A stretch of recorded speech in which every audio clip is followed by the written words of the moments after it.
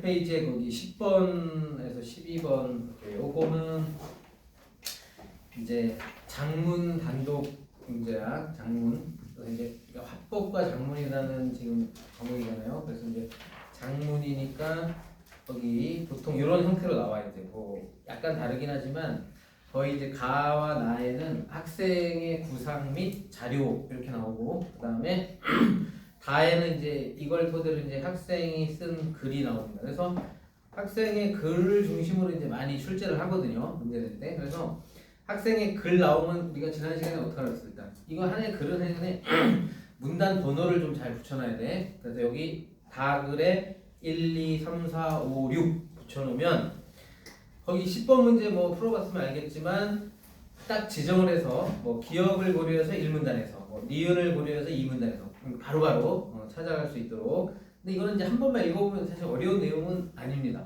그러니까 이제 화작이 어려운 문제는 이제 수능에서 작년 수능 같은 경우에 11문제 중에 2문제 정도 나왔어요. 어렵다는 건 정답률 50% 미만. 50% 미만. 재작년 수능에서는 거의 없었어요. 이게 이제 해마다 달라지기 때문에. 근데 올해 이제 그러니까 작년에 이제 수능의 기조가 좀 바뀌면서 이제 지금 고3 아이들 이번에 고3 되는, 그러니까 너희들 1년 선배들 이제 또 수능을 너희들이 이제 나중에 유심히 보셔야겠지만 뭐 큰 문제가 없다면 당장은 이대로 가는 거야. 이제 이게 언제까지 가냐면 27학년도 수능까지. 그러니까 현재 예비 고1까지는 이제 이렇게 가는 거야. 그래서 25, 26, 27까지 이제 현재 중3 되는 애들, 걔네들부터는 이제 또 바뀝니다. 이 선택 과목이 없어지는데, 선택 과목이 없어진다는 게 화작이나 언매를 안 보냐 그게 아니라 그냥 다 필수라는 얘기예요. 다 필수야. 그냥 필수고. 그래서 이 영역은 계속 공부는 합니다.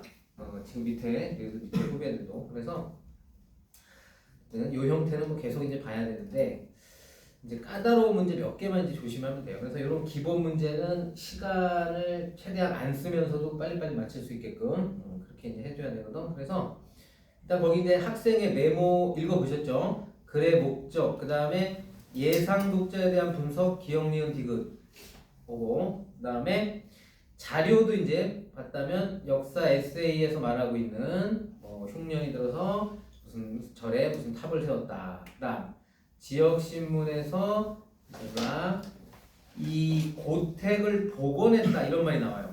복원. 자, 그런데 본연의 모습을 되살리지 못했다. 뭐 이런 내용 나오고, 그다음에 C의 이제 전문가 인터뷰. 그래서 우리나라 건축 문화재들이 산의 형세와 절 내부 건축물과의 조화를 중시하여 건축되는데 공공사의 탑도 마찬가지다. 그래서 탑을 이전할 수밖에 없다면 이런 점을 고려해야만 합니다. 이랬단 말이에요. 이제 그러니까 이 주변 지형이나 이런 거에 맞는 건축물이라는 게 있지.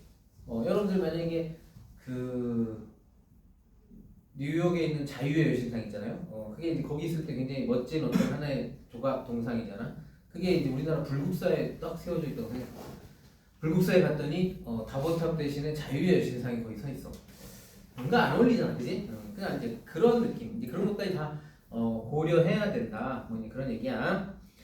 자, 그래서 이제 학생의 글을 이제 보면서 이제 10번 문제를 보면은, 자, 10번 보세요. 가의 기억 디귿을 고려하여 다를 작성했다고 할 때 학생의 글에 활용된 글쓰기 전략으로 적절하지 않은 것은 했을 때 1번 기억을 고려해서 1문단에서 문화재의 복원과 보존의 개념을 설명한다. 1문단에 복원은 뭐다, 보존은 뭐다 잘 설명해놨죠? 그러니까 1번 맞지?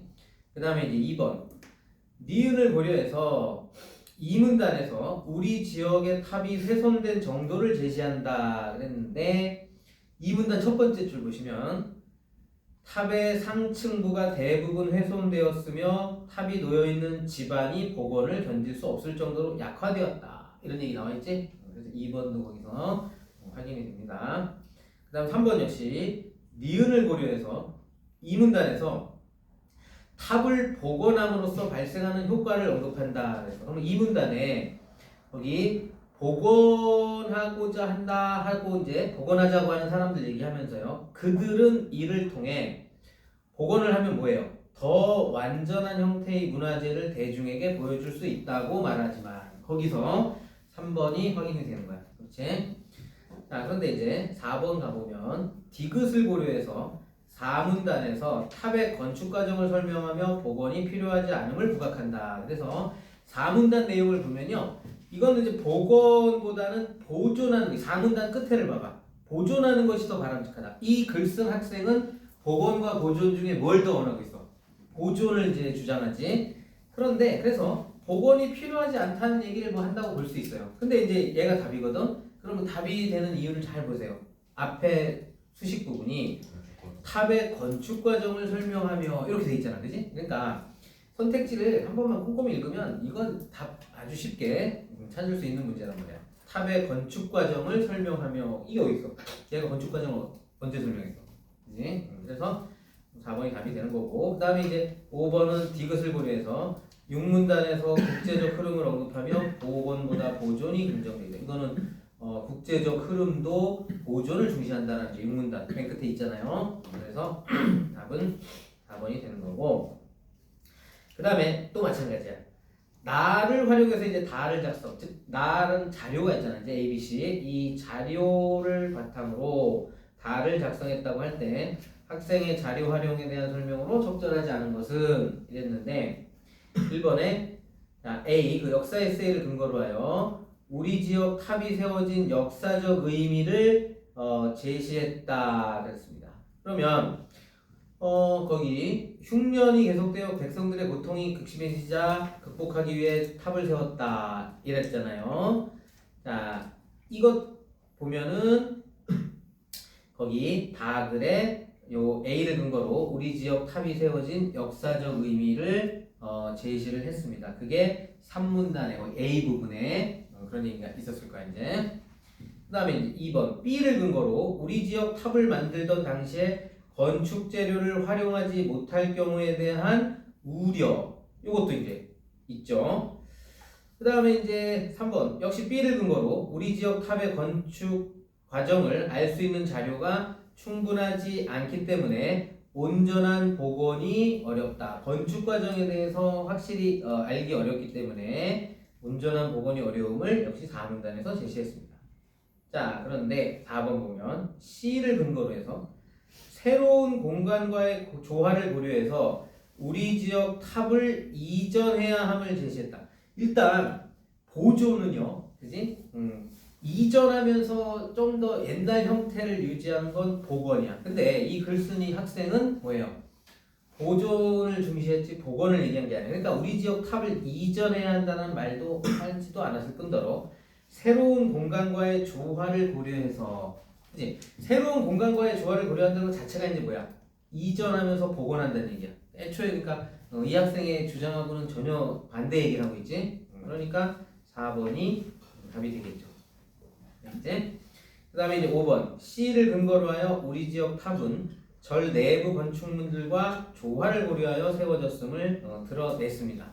그래서 이것도 5문단에 거기 두 번째 줄에 전문가에 따르면 우리 지역의 탑은 주변 산수는 물론 절 내부 건축물과의 조화를 고려하여 세워졌다고 한다. 여기서 확인할 수 있단 말이야. 자, 그 다음 이제 12번 문제는 보기를 바탕으로 A에 대해 반박할래요. 그러면 이제 이 이제 전체 주장과 관련이 되는데 A는 어쨌든 이 학생이 쓴 글의 일부이기 때문에 A는 보존을 주장하는 거고, 보존을 주장한다는 얘기는 복원은 반대한다. 혹은 복원은 비판한다. 이제 이런 내용일 거 아니야? A가. 자, 그런데 이제 A를 반박하라고 했어요. A를 반박한다면 이 A를 반박을 한다면 이거는 이제 내용이 이제 뭐가 돼야 되니? A를 반박하는 거니까. 이건 오히려 복원을 주장하고 혹은 보존에 대해서 비판. 이래야 되잖아, 그치? 이거 너무 뻔한 얘기잖아, 이제. 이랬을 때 이제 그걸 찾는 거야. 그러면 자, 작성한 것으로 가장 적절한 것은 그럼 여러분들이 이런 생각을 해야 돼. 이 반박에 적절한 거는 복원을 주장하는 내용 혹은 보존을 비판하는 내용 이걸 이제 빨리 찾아야 되거든. 그럼 이제 보기를 이제 보는 거죠. 자, 그래서 복원하는 것은 역사 교육에서 가치 있는 일이다. 우리 지역의 탑을 복원하면 사람들은 원형에 가깝게 완성된 탑의 모습을 보며 형태가 훼손된 탑에서는 느낄 수 없었던 과거의 문화적 양식이나 아름다움 등을 직접 체험할 수 있게 된다. 따라서 탑을 복원하는 것은 사람들이 당대의 역사를 내면화할 수 있는 기회를 제공하기 때문에 역사 교육의 측면에서 바람직하다 이랬습니다.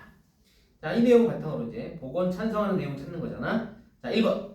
복원된 문화재를 직접 체험할 수 있는 기회를 제공하는 것은 역사적 의미를 왜곡하게 만든다. 이거는 복원이 역사적 의미를 왜곡한다. 그러면 이제 이거는 복원을 좀 비판하는 내용이잖아요. 그러니까 1번 써서는 안 되겠지. 자, 2번. 문화재를 보존해서 실제 경험하도록 해야 문화재에 담긴 아름다움이 사라지는 것을 막을 수 있다. 이거는 뭐예요 또? 보존을 찬성하는 내용이지. 이것도 안 되지. 자, 3번. 복원을 통해 역사적 의미를 내면화하려면 지속적으로 문화재를 보존해온 해외 사례, 그러니까 복원을 통해 내면화하려면 보존해온 사례에서 대안을 찾는다. 이거는 복원과 보존을 연결시켜서 얘기했는데 지금 이 문제의 흐름은 딱 양쪽으로 나눠서 복원이냐 보존이냐 이걸 이제 중에 복원을 이제 찬성해야 되는데 이거는 두 개를 연결시켜서 복원을 하려면 보존해온 사례를 찾아라. 또 말이 안 되지? 그 다음에 4번. 과거의 문화적 양식이 문화재 복원으로 인해 개선되지 못하는 것을 막을 수 있는 제도적 지원 방안이 마련되어야 한다. 요것도 복원을 비판하는 내용이에요. 그지? 그러니까 이것도 안 돼. 5번이 답이 되겠지? 문화재의 보존만이 역사교육에 효과적이라고 보는 것은 복원을 통해 완성된 형태가 주는 교육적 의미를 간과한 것이다. 그래서 보기에서 교육 얘기했으니까 교육 얘기 살짝 곁들여서 이렇게 복원을 찬성하는 내용 5번 찾으면 되겠습니다. 맞죠? 자, 그래서 이제 요 12번까지 세트를 받고 그 다음에 이제 쭉 넘어가서 이제 25번 있는 세트로 이제 16쪽으로 이제 좀 가볼게요. 16쪽으로.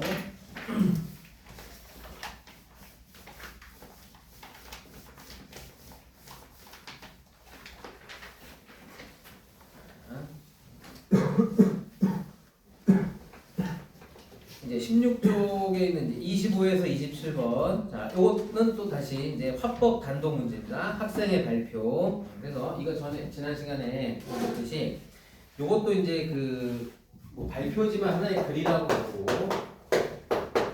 문단을 표시를 좀 해놓고요. 문단 표시를 해놓고 이제 내용 읽으면서 1문단을 라벨링 좀 해보라 그랬지.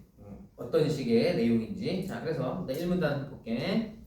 안녕하세요. 교내학술제 발표자 누구입니다. 먼저 짧은 영상을 보여드리며 발표를 시작하겠습니다. 하고 TV 드라마 하면 이제 이걸 보통 우리가 자료라고 하잖아. 이 자료 보여주면서요. 방금 본 영상에서 한리라는 말이 나옵니다. 확인해보니 한리는 한평생이라는 뜻을 지닌 순 우리말이라고 합니다.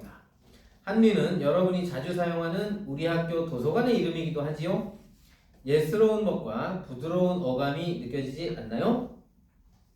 청중의 대답을 듣고 이렇게 예로부터 쓰인 순 우리말을 드라마 속에서 만나니 반갑게 느껴지네요.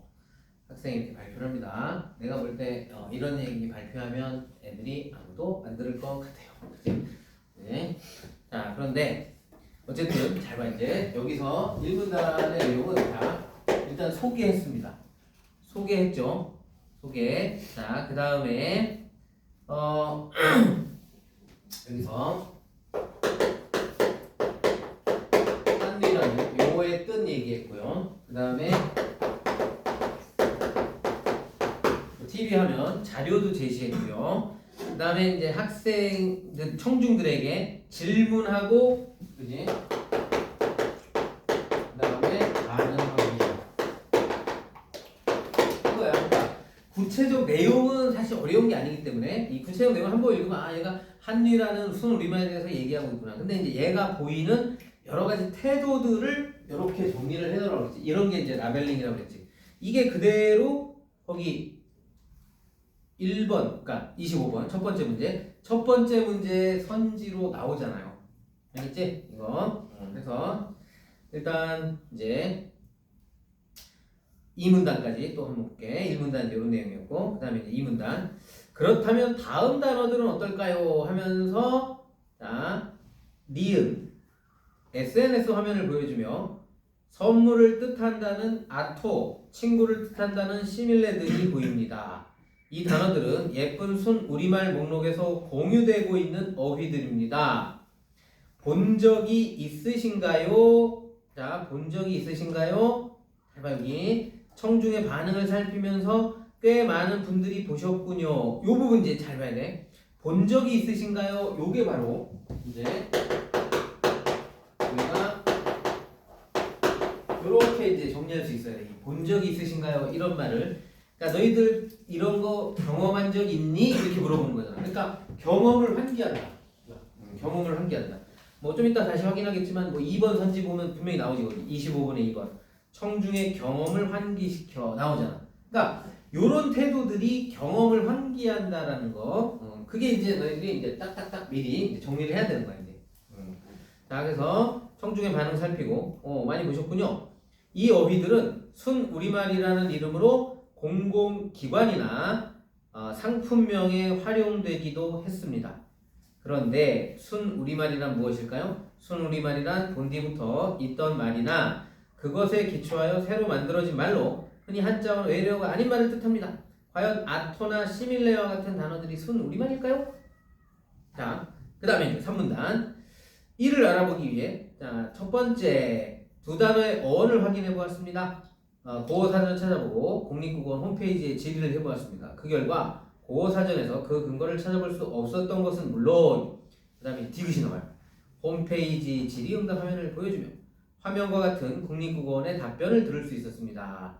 결론적으로 이러한 어휘들은 본디 있던 말이 아닐 뿐더러 그것에 기초하여 새로 만들어지지도 않았으므로 순 우리말과는 전혀 상관이 없는 말들인 것입니다. 그래서 여기 아토나 시밀레는 순 우리말이 아니다.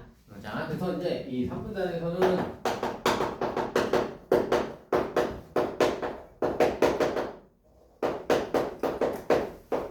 두 단어의 어원 확인을 이제 첫 번째로 해본 거야, 이제. 여기. 그래서 이제 두 단어의 어원을 확인했어, 이제. 그리고 국립국어원에도 이제 질의를 해봤어. 근데 아니다. 라는 걸 알 수 있고. 그 다음에 이제 순 우리말인지를 이제 확인하는 과정이잖아요. 그래서 두 번째가 이제 4문단에 왜 이런 어휘들이 순 우리말로 알려지는지 출처를 알아보았습니다. 그 결과 이런 어휘들은 주로 청소년들이 보는 판타지 소설이나 SNS상에서 임의로 지어낸 것이 확인되었습니다. 대부분 외래어를 조합한 것으로 순 우리말로 보기에는 무리가 있었습니다. 그래서 이제 지금 두 단어가 우리말로 인식되는 이유, 그러니까 이 두 단어가 우리말로 인식되는 이유를 지금 살펴봤더니 그게 결국 아이들이 SNS상에서 임의로 지어낸 것이다. 이렇게. 자, 그러면서 이제 5문단에서 순 우리말 찬양을 사용하려는 노력은 바람직합니다. 하지만 외래어에서 파생된 말에 순 우리말이라는 이름을 붙인다면 우리말을 사용하려는 노력이 무용지물이 되지 않을까요? 앞으로 이런 어휘들을 순 우리말로 혼동하지 않았으면 합니다. 이상으로 발표를 마치겠습니다. 해서 발표가 끝났습니다. 그러면 이제 바로 25번 문제 봐봐. 이제 아까 이제 정리를 잘 해놨더니 1번 선지. 용어의 개념을 설명하며 청중의 이해를 돕고 있다. 바로 1분단에서 이제 있었던 내용이잖아.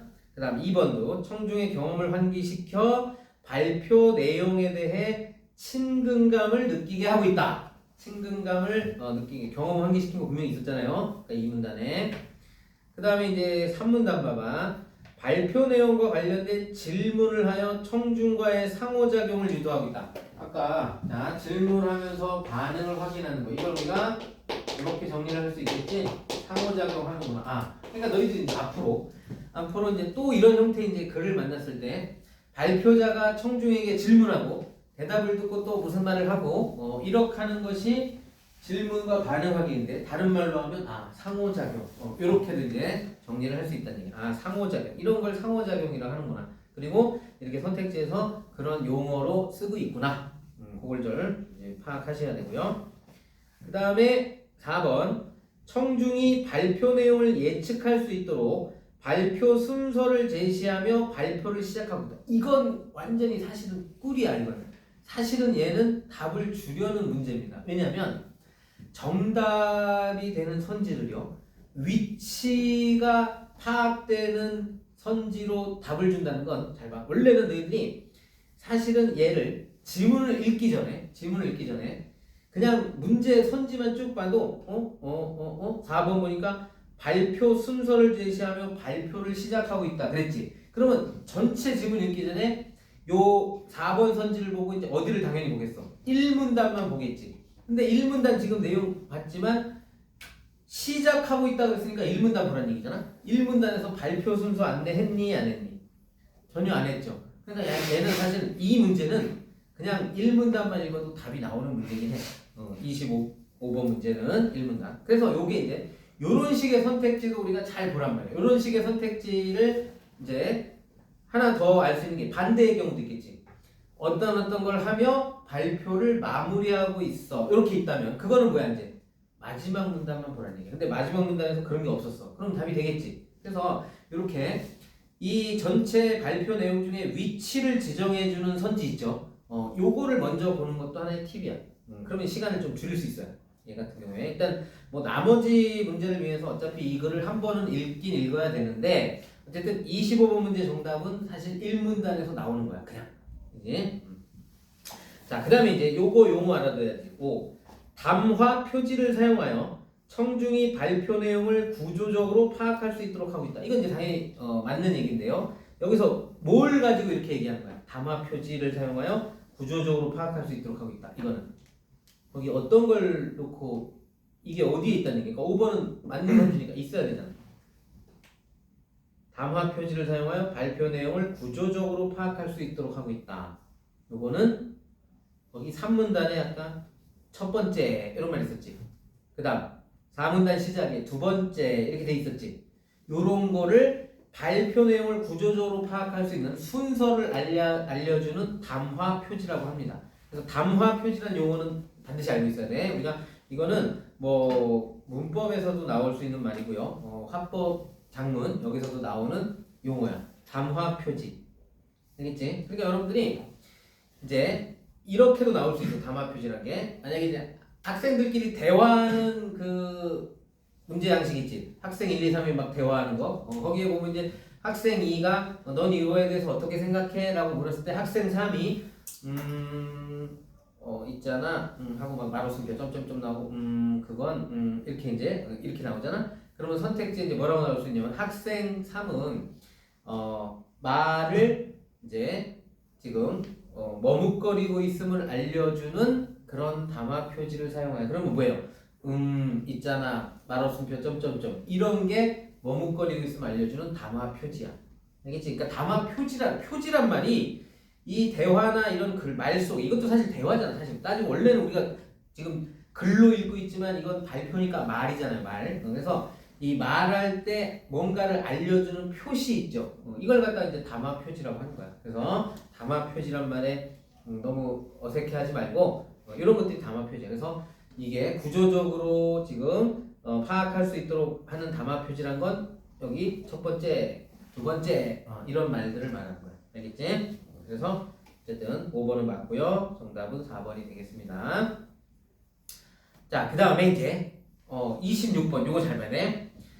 발표를 참고할 때 발표자의 자료 활용에 대한 설명으로 여기서 자료가 지금 기억, 니은, 디귿 거기 TV 거기 화면으로 이렇게 뭐 SNS 화면으로 홈페이지 질의응답 화면으로 이렇게 이제 보여주고 있어요. 그러면 얘 같은 경우 이 자료의 의미 및 위치까지도 잘 파악해야 되는데 자 적절한 걸 찾으라고 했어. 1번 보세요.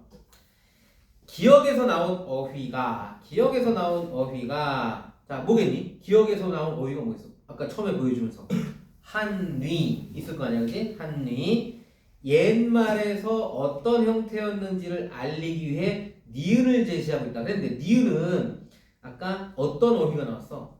아토나 시밀레가 나왔겠지. 한뉘는 기억에서 한번 나오고 더 이상 나오지 않았을 거야. 자료에서는. 그치? 그러니까 자, 기억에서 나온 어휘가 어떤 형태였는지를 알리기 위해 니은을 제시한다. 이 말이 안 되고요. 그 다음 2번. 기억에서 나온 어휘가 실제 생활에서 활용되는 사례를 알려주기 위해 니은을 이것도 아니야. 기억과 니은은 전혀 다른 단어를 언급하고 있어. 기억은 한뉘, 니은은 아토시밀레. 자, 3번. 기억에서 나온 어휘를 사용하려는 노력이 필요함을 강조하기 위해 디귿을 제시한다. 이 디귿의 내용은 뭐였어요? 홈페이지 질의응답 화면. 그죠? 그래서 국립국어원에 질문하고 국립국어원이 답변해준 그 화면이야. 그러니까 기억에서 나온 어휘를 사용하는 노력이 여기 디귿에 제시될 리가 없죠. 그 다음 4번. 니은에서 나온 어휘의 다양한 의미를 소개하기 위해 역시 디귿을 제시한 거 아니고요. 바로 5번이죠. 니은에서 나온 어휘와 관련된 문제점을 언급하기 위해 국립국어 질의응답 그 디귿 화면을 제시했다. 5번이 답이 되겠어요. 알겠지? 자, 그 다음에 이제 27번 문제는 이제 이거는 이제 반응 문제로서 반응 확인 문제. 반응 확인 문제는 이제 이 반응, 즉 이 발표나 강연에 대한 평가 요거부터 이제 잘 그지? 정리해놔야 된다 그랬지? 얘가 긍정적 평가를 하는지 부정적 평가를 하는지. 그러면 이제 학생 1번 이제 보세요. 발표자가 한 것처럼 순우리말이라고 알려진 말의 근거를 확인하려는 노력은 필요할 것 같아. 그러니까 발표자가 말한 것에 일단 동의하고 있습니다. 그런데 우리가 사용하는 말들이 순우리말에서 유래되었는지 아닌지 일일이 파악하는 것은 어렵지 않을까? 자, 학생 1번이 자, 동의를 일부 하면서도 문제 제기를 살짝 했습니다. 자, 그 다음에 2번 나는 바다라는 뜻을 지녔다고 하여 운하나 배의 이름으로 쓰이는 아라가 사실 옛말에서는 바다라는 의미를 지니지 않았다는 것을 기사에서 본 적이 있어. 그죠? 요거는 이제 개인 경험이야. 개인 경험 얘기했고 이처럼 나도 순 우리말인 줄 알고 있는 말 중에서 잘못 사용하고 있는 말은 없는지 확인해 봐야겠어. 일단 요거는 공감하는 거야. 발표자의 말에. 그 다음에 3번도요. 한뉘가 한평생이라는 뜻이었구나. 이번 발표를 통해 한뉘와 같이 순 우리말에 대해 알게 되어 좋았어. 그치? 좋았어. 뭐 이러잖아. 그치? 이거 뭐야? 공감하고 있어요. 공감하고 있습니다. 자, 우리 학교 동아리 발표회 명칭 공모전에 응모할 때 순우리말 이름을 지어봐야겠어. 이게 앞으로의 활동까지도 언급했어요. 이제 앞으로 응모할 때 해봐야겠어. 그러면 잘 봐. 1번 학생 1 발표 내용의 일부 언급하며 이에 대한 의문 제기했잖아요. 맞지? 그 다음에 이제 2번 학생 2는 자신의 배경 지식 자 아까 알아라는 거 언급하면서 자신의 배경 지식 활용했죠. 3번 학생 3은 발표를 통해 새로운 사실을 알게 된 것을 긍정적으로 생각하고 있다. 학생 3 알게 되어 좋았어 됐잖아. 그지? 그 다음 4 학생 1과 학생 3은 발표를 통해 알게 된 내용을 바탕으로 추가 활동 계획. 학생 3번은 아까 이제 추가 활동을 계획했습니다. 근데 학생 1번이 추가 활동 계획한 전혀 없지. 그래서 4번. 5번 학생 2와 3은 발표자의 내용에 공감. 학생 2 공감 아까 했죠. 학생 3 당연히 공감 좋았어 그랬으니까 했죠. 그래서 27번 정답 4번. 너무 쉽죠. 그래서 이렇게만 나온다면 이제 여러분들이 정말 요 정도 수준으로만 나온다면 이제 이 화작문 11문제를 10분 정도면 충분히 쓸 수 있습니다. 10분 정도. 근데 조금 이제 여기서 어려운 문제들이 이제 더해지면 이제 그때 이제 시간 안배를 어떻게 할 것인지 그거를 이제 실제 시험 보면서 여러분들이 해야 되는데 이런 이제 유형에 익숙해지면 조금 어려운 문제 나오더라도 그 문제만 이제 살짝 빼놓고 쉬운 거부터 이제 풀고 가면은 충분히 그 정도 시간 안에 풀 수 있을 거라고 봅니다. 알겠죠? 자, 그러면 이제 한 세트 옆에 바로도 이제 28에서 30 요거는 장문인데 역시 또 간단해요. 그냥 이거는 자료도 없어. 이제 자료가 없고요. 자료가 이제 뒤에 문제에서 살짝 나오고요. 그냥 지문 자체는 학생의 메모와 초고만 있습니다. 그러면 이제 학생의 메모를 한번 봐봐. 자, 장문 상황은 자, 비즈쿨 캠프를 소개하여 참여를 유도하고자 한다. 예상 독자는 당연히 학교 학생들이에요. 자, 학생의 초고 역시 뭐 길지 않아. 1, 2, 3, 4 문단 번호 붙여놓고 1, 2, 3, 4 붙여놓고 28번 문제 같은 경우에 이제 초고를 쓰기 위해 떠올린 생각 중 나에 반영되지 않은 그러니까 이 28번 선지에 있는 생각들이 나에 반영됐는지 아닌지를 찾는 거잖아 이제 알겠지? 자 그렇다면 사실은요 이제 봐봐 그냥 길지 않으니까 이거 그냥 쭉 읽으면 돼. 그런데 아까 쌤이 이제 옆에 문제 세트 얘기할 때 이게 사실 또 이 첫 번째 문제는 선택지만 보면서 또 그지? 특정 위치를 먼저 확인하는 것도 하나의 방법이 될 수는 있다 그랬어. 그러면 그거를 살짝 한번 볼까요? 자 그러면 거기 28번의 선지들을 보니까 일단 자 2번 선지 있죠. 독자에 대한 바람을 언급하면 마무리해야겠어. 요거. 그러면 뭐겠어요 이게 이제 마지막 문단만 보면 된다는 얘기야. 그런데 이제 마지막 문단 보니까 그래서 학생들은 방문해 보기 바란다 이랬지. 그러면 이건 독자에 대한 바람을 언급하며 마무리한 건 맞죠. 그래서 얘는 맞는 선지가 되는 거야. 그런데 이제 운 좋게도 만약에 지금 이 글에 독자에 대한 바람이 없었어요. 마지막 문단 보니까. 그럼 바로 그냥 2번이 답이 되겠지. 그러니까 이런 식으로도 찾을 수는 있다는 얘기야. 그래서 여러분들 이제 진짜 시간이 부족하면 정말 시간이 부족하면 한 문제라도 푸는 시간을 줄이기 위해서는 지금 말한 이런 방법도 쓸 수 있는데 처음부터 막 쓰지 마. 그냥 원래는 그냥 읽고 그냥 푸는 게 제일 좋습니다. 그냥 읽고. 왜냐면 글 자체가 어렵지 않기 때문에. 글 자체가 길지 않고 어렵지 않기 때문에. 자, 그러면 일단 나 학생의 초고를 볼게요. 1문단에 요즘 창업에 관심이 있는 청소년들이 많다. 이런 청소년들을 위해 정부가 지원해주는 사업이 있는데 이를 청소년 비즈쿨 사업이라고 한다. 그런데 이 사업에 대한 학생들의 참여율은 매우 낮다.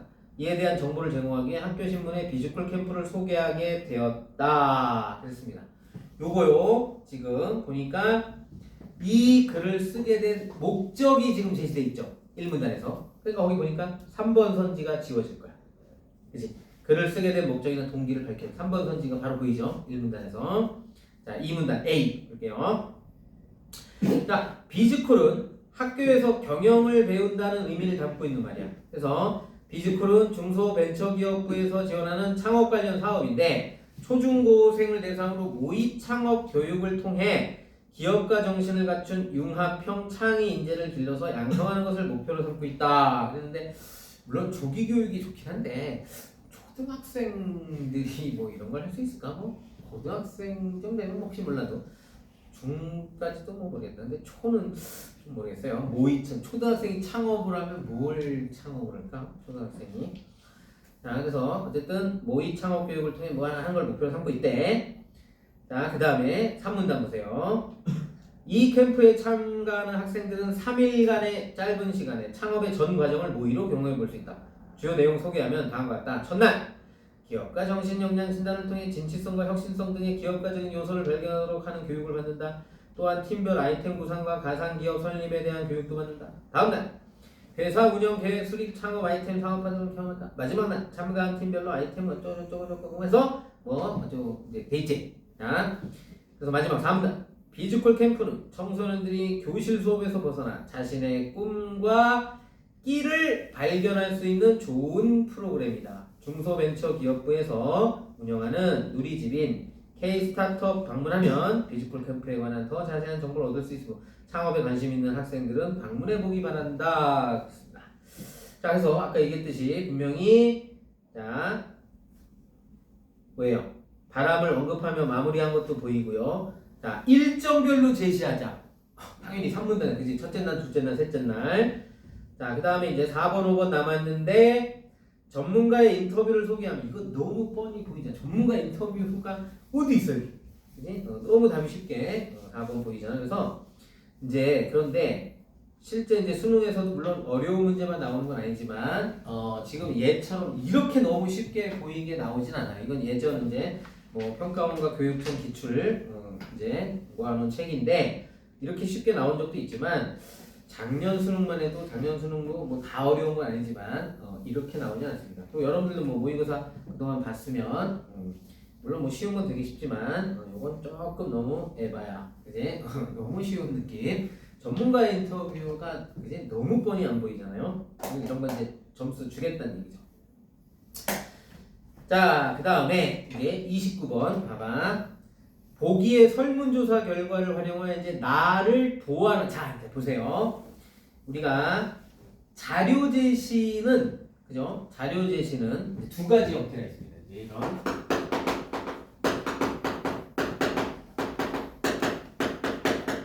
자료 제시형 문제는 이제 이렇게 있잖아. 그러면 이게 이제 자료를 먼저 주고 그 자료를 바탕으로 그러면 이 자료가 여기에 어떻게 반영되어 있는지를 찾는 이런 문제 유형이 있고, 우리가 앞에서 봤던 거야. 이 자료가 글에 어떻게 반영되었나 이거 찾는 거. 자, 그 다음에 두 번째 유형은 글이 있고요. 그 다음에 자료가 있고요. 그래서 그 다음에 이제 자료를 통해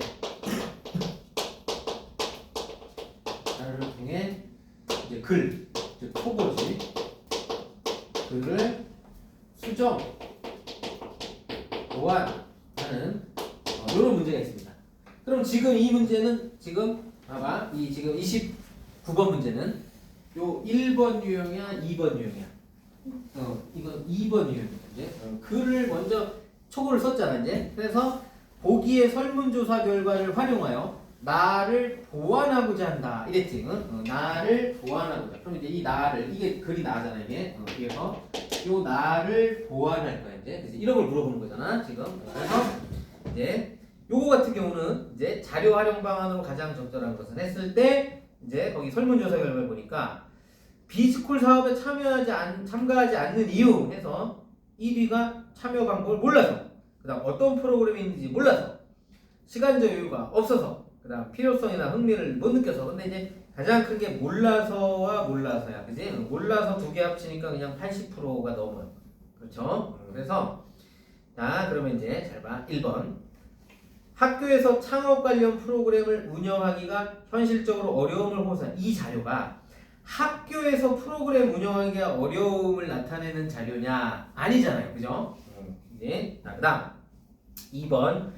비스쿨 캠프에 참여하는 절차가 복잡하여 학생들의 관심도가 낮다.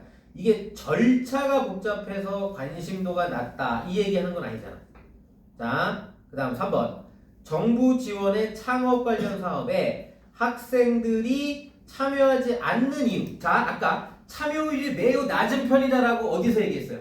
1문단에서 얘기했지. 그러니까 1문단에서 참여율이 낮다라고 그냥 단순하게만 얘기했는데 이 이유를 구체적으로 이 자료를 활용해서, 자, 그러니까 1문단을 보완할 수 있는 자료다 이거야. 1문단을 보완할 수 있으니까 그러니까 참여율이 낮은데 그 이유를 구체적으로 얘기하면 참여하는 방법을 몰라서와 어떤 프로그램이 있는지 잘 몰라서 학생들이 참여율이 매우 낮다. 요거를 보완해주는 자료겠지. 이렇게 써먹으라는 얘기지. 그게 바로 지금 3번 선지잖아.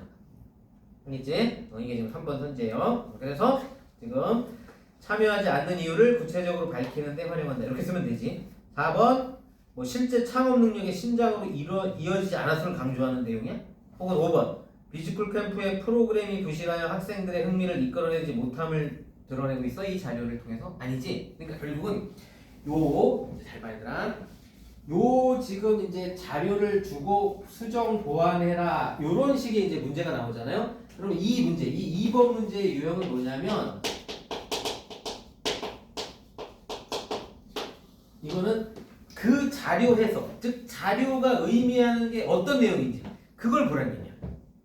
자료가 작년 수능에도요 가장 정답률이 낮았던 문제가 바로 요 유형 문제였거든. 요 유형 문제였는데 잠깐 얘기하자면 이제 이런 원그래프를 하나 주고서 뭐 이제 이런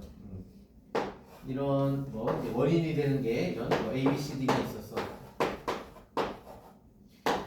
그러면 이제 이 중에 이게 학생들이 뭐뭐하지 않는 이유, 를 이렇게 몇 퍼센트 이렇게 해놓은 건데 얘네들은 이 A, B, C, D는 참여하지 않는 이유로서 자격이 어때요?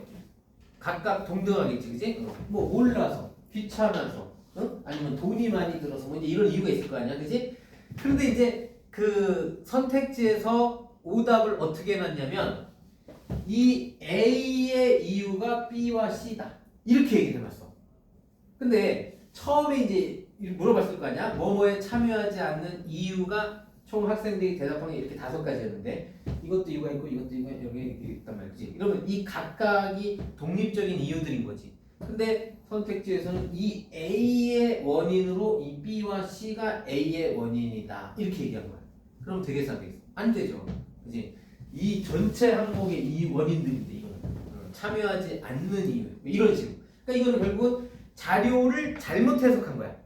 자료를. 그래서 이런 문제 유형은 자료 해석을 엉뚱하게 해놓고 선지에다 박아놔.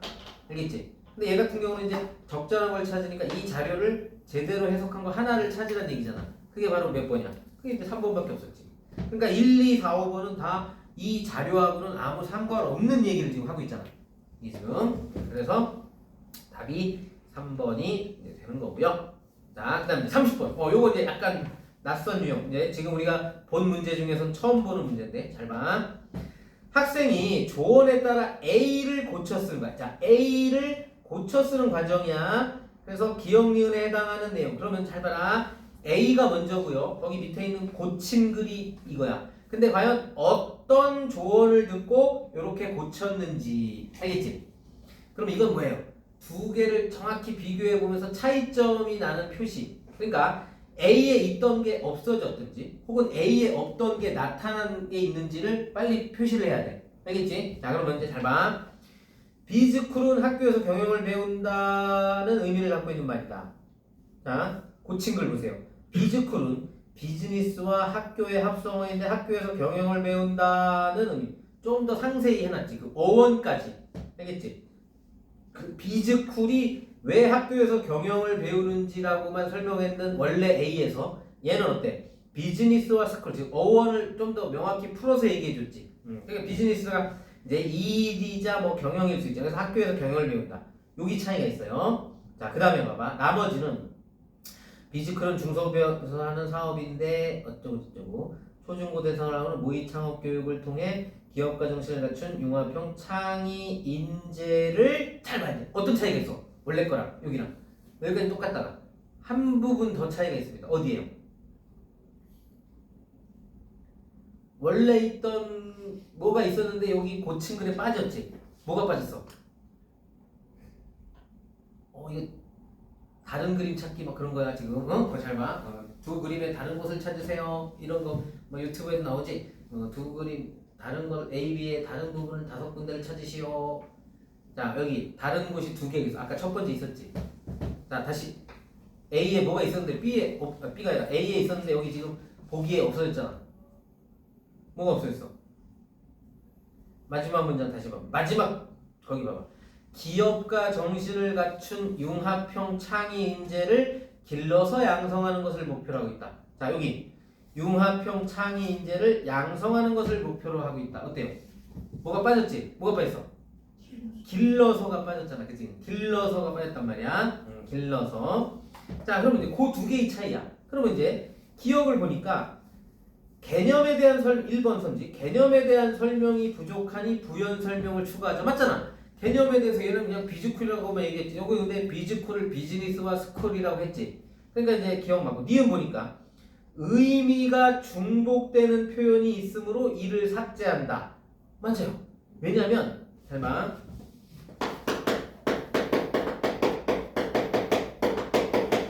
길러서 양성하고 이제 이걸 빼고 양성 이렇게 했는데 이 양이 이게 기를 양자야. 기를 양자입니다. 왜 우리가 부모님이 너희들 키울 때 뭐야 한다 그래? 양육한다 이러잖아. 그지? 그지? 기르고 가르친다는 뜻이 아니야. 양육이라는 게. 그래서 이 양자에 이미 기르다라는 뜻이 있으므로 길러서 양성이라는 말 쓸 필요 없어요. 양성 여기에 알겠지? 그러니까 그렇게 이제 바꿨잖아. 그래서 의미가 중복되는 표현이 있으므로 이를 삭제했어. 이게 맞는 거야. 알겠지? 이렇게 해서 정답이 바로 1번이 나와. 왜냐면 2, 3, 4, 5의 기억만 보더라도 필요한 조사가 생략돼요.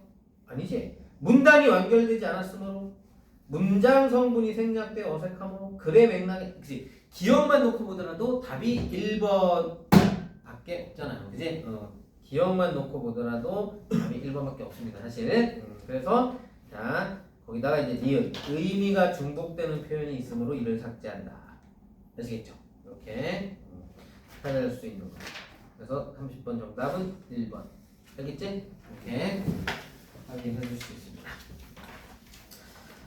자, 그래서 30번까지 받고 그 뒤에 이제 두 세트 정도 그래도 보자고 그랬는데 지금 요 5교시가 이제 지금 한 30초 남았기 때문에 5교시는 여기까지 하고요.